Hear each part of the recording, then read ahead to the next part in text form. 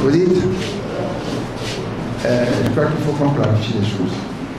La personne qui a posé la question, la première question, voudrait savoir, après le sort qui a été réservé à la requête du 3 février 2020, qu'est-ce qu'on attend? Quelle va être la suite?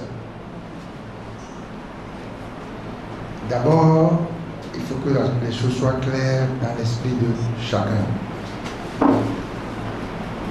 Les requêtes ont été déposées avant le scrutin, avant, pas après. Avant, parce que, si vous vous en souvenez, le scrutin a eu lieu le 20 février, le 22 février 2020. Donc, je n'ai pas attendu le scrutin pour introduire des requêtes auprès de la Cour de justice de la CEDEAO. J'ai introduit des requêtes. La première requête, pratiquement 3 semaines avant, et la deuxième requête, peut-être 2 semaines.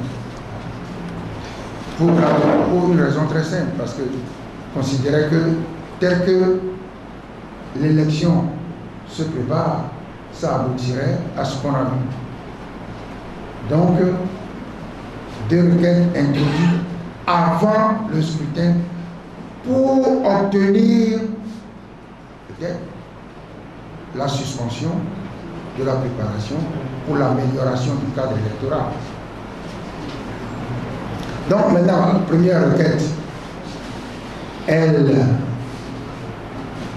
n'a pas abouti à une décision favorable. La deuxième requête, elle est mise en délibéré pour le 17 juin. Mais quand vous introduisez une action en justice, soit ça marche, soit ça ne marche pas. Mais vous continuez à poursuivre vos objectifs. Donc nous poursuivons toujours vos objectifs. Qu'est-ce que vous voulez savoir? Si on va baisser les bras, ou si on est découragé, pas du tout. Ça fait 2 ans. Ça fait 2 ans que nous avons introduit, 2 ans, 2 mois à peu près, que nous avons introduit ces requêtes. Quand on est dans l'action politique, il faut être patient et persévérant, et surtout persévérant. Donc, on déplore ce que la Cour dit, la Cour de justice de la CEDEAO, qui dit « je suis compétent ». Parce que le gouvernement togolais a dit « c'est une matière électorale ». La Cour de justice de la CEDEAO ne se prononce pas pour les litiges en matière électorale. Et le gouvernement n'a pas plaidé autre chose. Il dit « vous n'êtes pas compétent ». Vous n'êtes pas compétent. S'ils estimaient avoir raison ou s'ils trouvaient déraisonnable ce que je disais, ils allaient dire « qu'est-ce qu'il est en train de raconter ?» Non, ils disent simplement « désolé, la Cour de justice de la CEDEAO ne peut se prononcer sur la matière électorale. » La Cour répond « je peux me prononcer ». Évidemment, il faut démontrer que cela constitue une violation des droits de l'homme.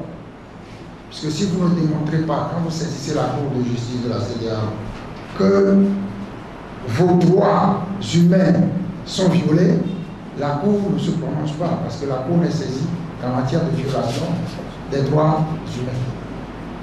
Maintenant, la Cour dit, tel que le candidat Jean-Pierre Fabre parle, il est compétent à me saisir. Je suis compétent à être saisi. Mais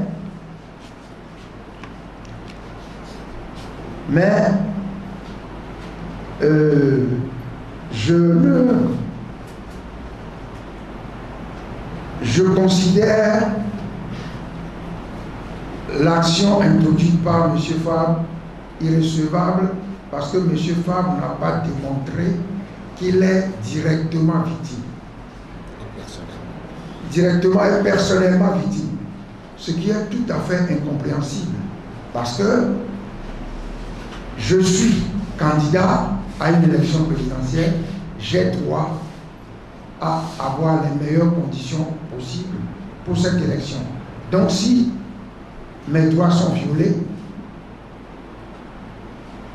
je suis victime en même temps que tout le peuple togolais qui a droit à se choisir les dirigeants qu'il veut. Et puis pour le reste, vous savez que la Cour de justice de la CEDEAO, comme la Cour constitutionnelle, si vous voulez parler de quelle est la suite, vous ne saisissez plus la Cour. Elle s'est prononcée, c'est terminé. Quand elle se prononce, comme la Cour constitutionnelle, qui dit que ces décisions sont insusceptibles de recours, c'est comme la Cour de justice de la CEDEAO. Pour le reste, de toute façon, on verra bien ce qui sera dit au sujet de la deuxième requête.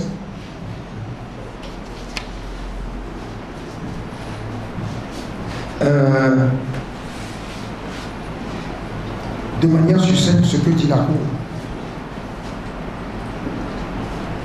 De toute façon, vous verrez, il nous a fallu nous-mêmes attendre pour avoir la traduction en français de la décision. Vous savez, la Cour de justice de la CEDEAO pratique, utilise plusieurs langues, le français, l'anglais, le portugais, puisqu'il y a des pays lusophones, des pays francophones, les juges sont soit lusophones, soit anglophones, soit francophones. Et donc jusqu'à présent, si la décision est mise sur le site de la Cour de justice de la CEDEAO, vous pouvez la consulter, mais c'est la décision que on vous résume. 1. Nous sommes compétents. 2. La Cour dit je suis compétent pour juger, contrairement à ce que dit le gouvernement togolais. Contrairement à ce que dit le gouvernement togolais, la Cour dit je suis compétent pour juger de ça. Mais le requérant n'a pas produit la preuve de ce qu'il est directement et personnellement victime de la situation. Ce qui est totalement incompréhensible. Puisque quand vous êtes victime de fraude électorale, et surtout quand vous avez agi en amont du scrutin, vous n'avez pas attendu le scrutin avant d'aller en justice. Vous avez dit dès que les choses se préparent, il y aura violation des droits humains. Et puis, oui, donc de manière succincte, voilà, c'est ça. La Cour dit qu'elle est compétente. 2, la requête n'est pas recevable parce que le requérant, M. Fabre, n'a pas fourni la preuve. Mais je viens à la question du troisième intervenant, à la voix de vous. Vous dites, pourquoi l'ANC n'a pas saisi la Cour constitutionnelle au sujet de l'inconstitutionnalité? Eh bien, le 21 janvier 2020, je suis persuadé que la plupart d'entre vous se souviennent, pour ceux qui étaient là, conférence de presse à l'hôtel Edaouba. Ça a porté sur quoi? Il y a une conférence de presse pour démontrer de manière claire que M. Faure Gnassingbé ne pouvait pas être candidat. Pour une raison très simple. Et ça vaut en 2020 et ça vaut jusqu'à aujourd'hui. Il ne pouvait pas être candidat pour une raison très simple. Le gouvernement togolais a déposé sur les bureaux, je vous ai expliqué ça très clairement il y a 2 ans. Et même,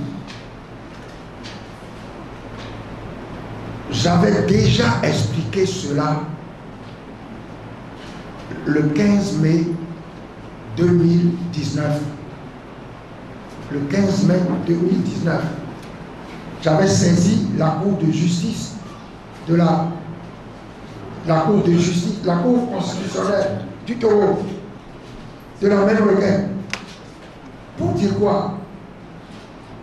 Le gouvernement a déposé sur les bureaux de l'Assemblée nationale un projet de loi de révision constitutionnelle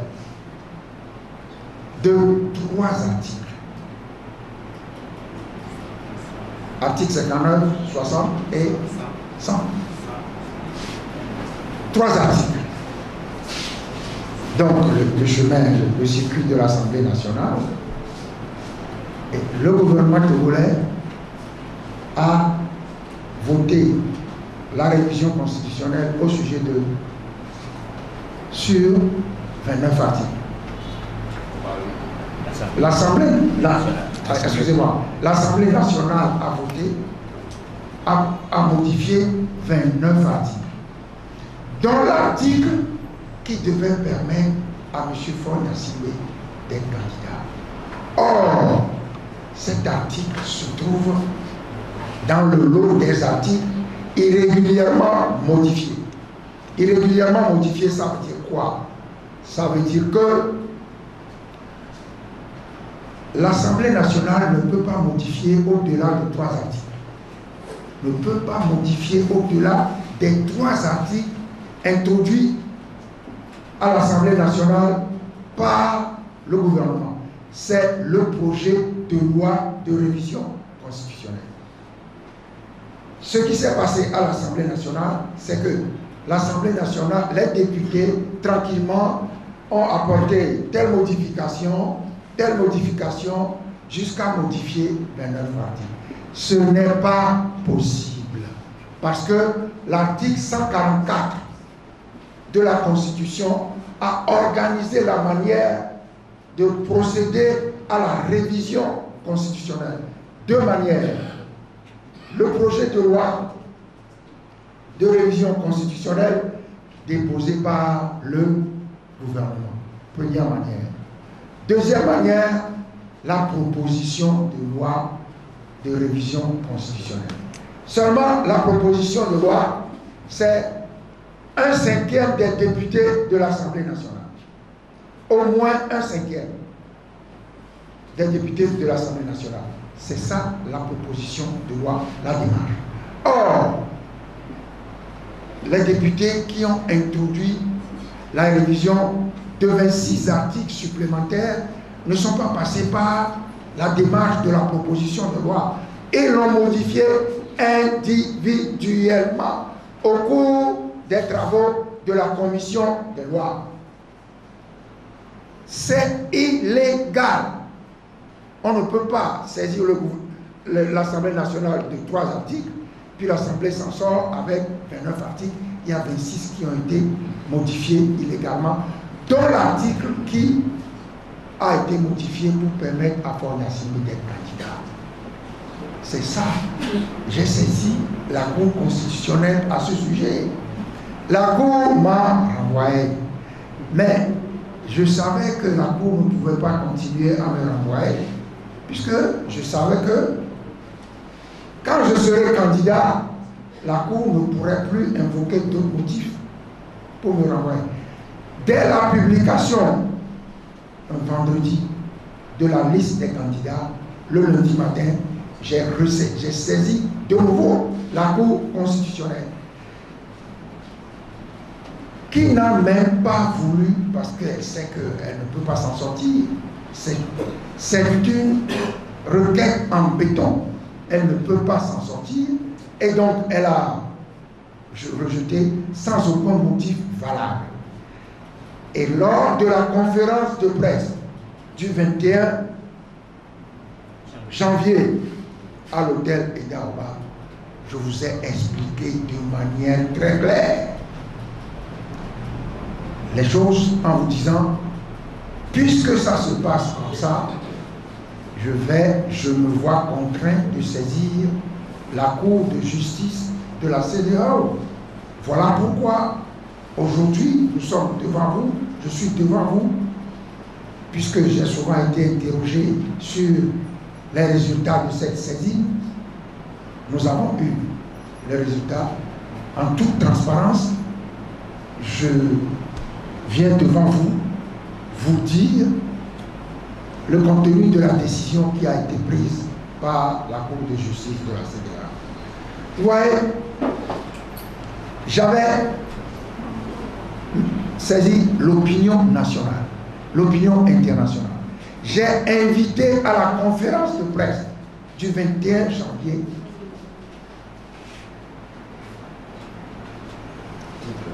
ceux qui se réclament de l'opposition. Vous étiez là, vous avez vu, mais à l'époque, personne ne se souciait des violations des droits humains. À la limite, à cette époque-là, je pense qu'on était plutôt préoccupé par le choix du Saint-Esprit. Non mais, il faut qu'on se dise la vérité. Les choses n'ont pas changé aujourd'hui. J'ai entendu moi-même, puisque j'ai suivi les débats. Vous pouvez suivre les débats. Lorsque la date est fixée, la Cour de justice de la CEDEAO vous envoie le lien avec lequel vous pouvez suivre les débats.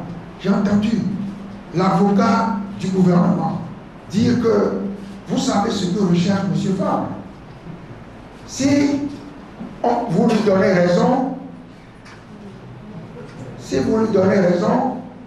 les élections seront reprises. C'est ça qu'il recherche. J'étais très surpris, ça veut dire, même s'il a raison, ne lui donnez pas raison. C'est ce que j'ai compris. Ils n'ont pas dit, non, il est en train de dire des choses. Non. Vous savez ce qu'il recherche. Je l'ai entendu. Donc, nous sommes là. Nous avons expliqué clairement les choses. L'illégalité de la composition de la Cour constitutionnelle. La Cour constitutionnelle s'est inventée ce qu'elle a appelé le quorum de service. Un quorum de service. On dit, pour réunir le quorum, il faut tant. Comme la Cour n'avait pas le quorum, elle a pris une disposition inventant ce qu'ils ont appelé un quorum de service. Si le règlement intérieur dit par exemple qu'il faut 5 pour délibérer, la Cour constitutionnelle elle-même se donne un quorum de service qui n'existe nulle part. Mais personne ne se préoccupait des violations. À l'époque, je me souviens, il y avait certaines organisations de la société civile qui savaient très bien qu'une Cour constitutionnelle, dans sa composition illégale, ne peut pas recevoir, ne peut pas valider les candidatures, ne peut pas prononcer les résultats définitifs, ne peut pas recevoir le serment d'une personne se prétend élue dans un processus irrégulier. Mais bon, plutôt préoccupé par le choix du Saint-Esprit. Voilà quelqu'un.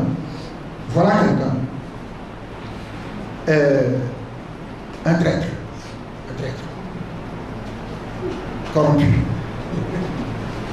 Qui a déposé 2 recours à la Cour constitutionnelle du Togo, de recours à la Cour de justice de la CEDEAO pour obtenir l'invalidation de la candidature de la personne qui l'a corrompue.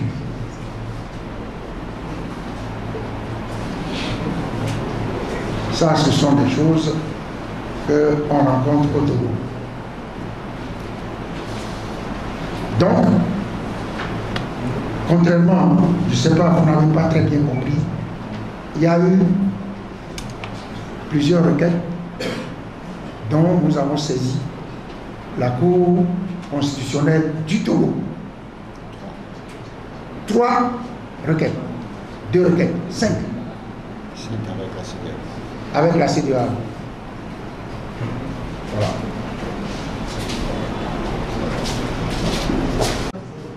L'irrégularité de la révision constitutionnelle. Ça, on l'a expliqué lors de la conférence de presse, ici, dans cette salle. Il y a quelque chose qu'on a appelé les quoi? Ah, les cavaliers législatifs. Ouais. Faire de la politique, pour nous, c'est très difficile. Parce qu'on fait tout pour ne pas dire n'importe quoi. Je vous ai démontré ici au tableau, là-bas, l'inanité de la poursuite, de la recherche de la candidature unique. Expliquer, chiffre à l'appui. Chiffre à l'appui. Ça, c'est comme si ça n'intéresse personne. Si nous refusons de réfléchir, comment nous allons combattre notre adversaire? Parce qu'il y a 2 manières.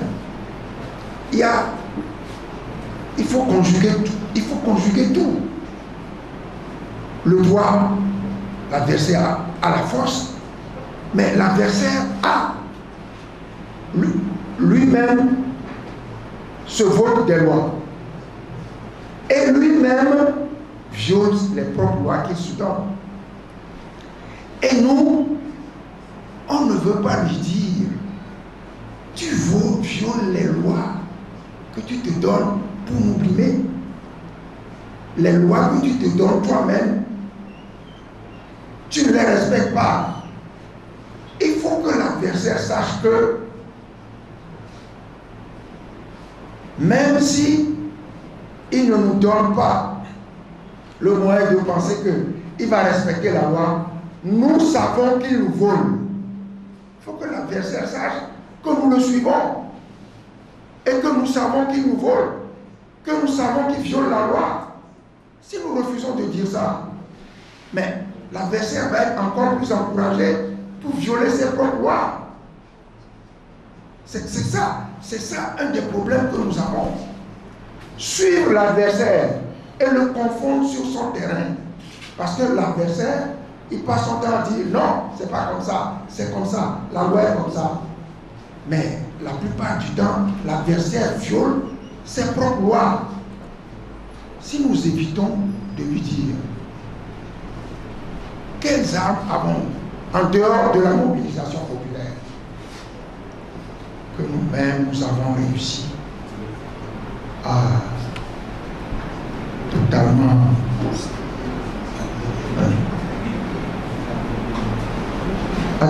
quoi, détruire. Détruire. Donc, il aurait fallu à l'époque se mobiliser plus contre les violations de la loi. On dit, l'article 144 de la Constitution dit, il y a 2 manières de modifier la Constitution. La première, c'est ce que le gouvernement fait, modification de 3 articles. Projet de loi gouvernementale. Deuxième possibilité, proposition de loi. Contrairement à ce qui se raconte, on dit partout, l'opposition nous avons, nous, en ce qui nous concerne, déposé plusieurs propositions de loi à l'Assemblée nationale. Les gens parlent beaucoup, juste pour saluer Il raconte, que faisiez-vous à l'Assemblée? Vous n'avez jamais déposé de proposition de loi. Allez vérifier dans les archives de l'Assemblée nationale quand on était à l'Assemblée nationale.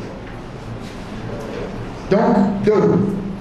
Et là, le gouvernement a déposé un projet de loi de révision constitutionnelle, 3 articles.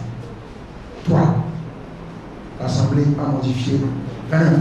Non pas parce que des députés ont suivi la méthode de la proposition de loi en réunissant la condition de 20%, 1/5 de l'Assemblée nationale. Non.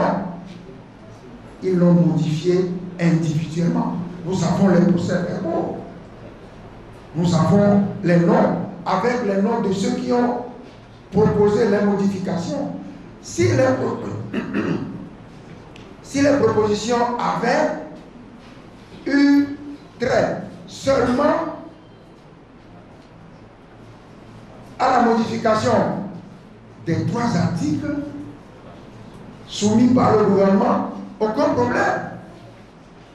Ils peuvent modifier, aucun problème. Mais ils ont introduit 26. Ça veut dire coup de force, violation de l'article 144. Mais ça intéresse personne d'autre que Jean-Pierre Fabre. Hein? Le traître. Le traître. Et il cherche à mettre en difficulté celui qui l'a corrompu.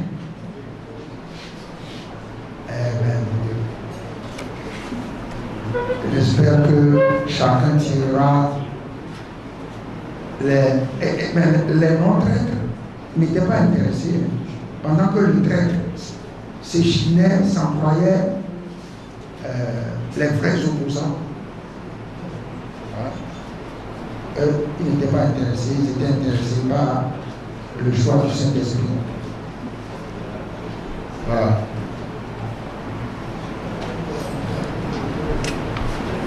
Comme il y a beaucoup de questions, je pense que le président a été assez clair. Je dirais plutôt le candidat Jean-Pierre Fabre, puisque c'est lui qui a dirigé cette conférence de presse, ça a été clair. Tout à l'heure, je vais remettre dans vos boîtes email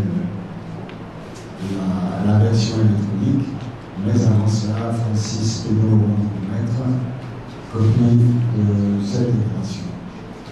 Je vous remercie, bon après-midi et bon travail et à très bientôt.